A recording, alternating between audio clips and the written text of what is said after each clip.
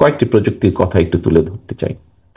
এখানে যারা technologically friendly আছেন তাদের অনেকেরই জানা আছে আর্টিফিশিয়াল ইন্টেলিজেন্স কিংবা বাংলা যেটাকে আমরা কৃত্রিম বুদ্ধিমত্তা বলি, রোবোটিক, ডাটা সংরক্ষণের জন্য পোস্ট কোয়ান্টাম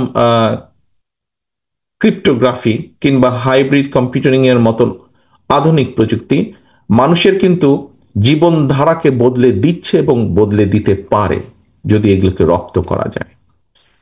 প্রযুক্তি দ্রুত বিকশমান বিশ্বে এখন যেভাবে অ্যাডভান্স হচ্ছে টেকনোলজি, উদ্ভাবিত এইসব নিত্য নতুন প্রযুক্তি অনেক ট্রেডিশনাল যে কর্মসংস্থান আছে, ট্রেডিশনাল জব বা ট্রেডিশনাল কাজ যেগুলো আছে সেগুলো এই অ্যাডভান্সমেন্টের জন্য কিন্তু এই ট্রেডিশনাল এগুলোর কিন্তু বিলুপ্তি হচ্ছে।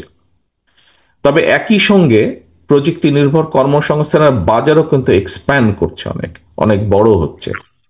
সুতরাং প্রযুক্তির নতুন বাজারে যদি আমাদেরকে প্রবেশ করতে হয় তার জন্য অবশ্যই প্রয়োজন দক্ষতা এবং যোগ্যতা অর্জন।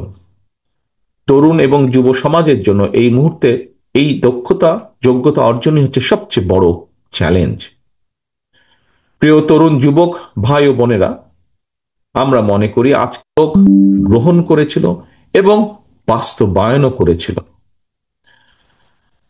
ইনশাআল্লাহ আগামীতে বিএনপি জনগণের রায় চলমান বিশ্বের প্রযুক্তিগত চ্যালেঞ্জ মোকাবেলার জন্য প্রযুক্তি সুবিধা ব্যবহারের জন্য দেশের তরুণ যুব শক্তিকে সব ধরনের সহায়তা দেওয়ার লক্ষ্যে বিএনপি এরই ভিতরে প্রয়োজনীয় উদ্যোগ এবং পরিকল্পনা গ্রহণ করছে, যা আমাদের এখানে তরুণ আলোচক বৃন্দের কথা থেকে বেরিয়ে এসছে। তরুণ যুব শক্তির প্রতি আমার একটা আহ্বান থাকবে, নিজেদেরকে প্রযুক্তি শিক্ষায় দক্ষ এবং যোগ্য করে গড়ে তুলুন।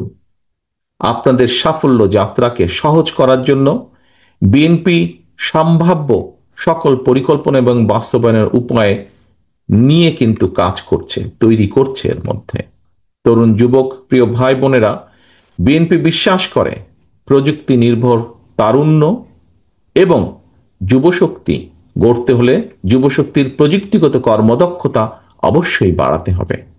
প্রযুক্তির সঠিক ব্যবহার শিখতে হবে, শেখাতে হবে।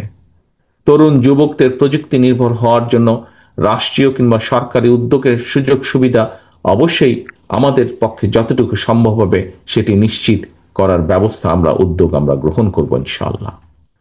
আমি দেশের কিশোর তরুণ এবং যুব প্রজন্মকে বলতে চাই, প্রযুক্তি নির্ভর